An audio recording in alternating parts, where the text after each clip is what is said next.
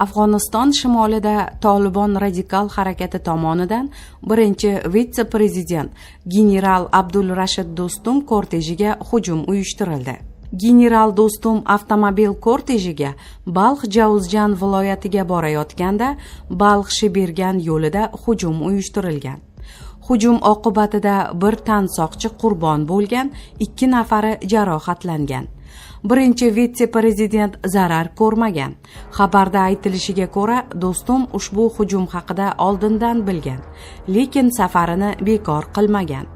Bo'lib o'tgan jangda hujumchilar tomonidan ham bir necha jangari yo'q qilingan va hujumchi guruh boshlig'i qo'lga olingan.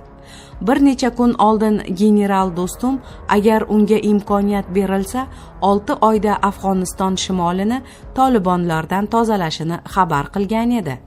Eslatib o'tamiz, yil boshidan buyon Tolibon harakati o'zining hukumatga qarshi faoliyatini keskin oshirgan.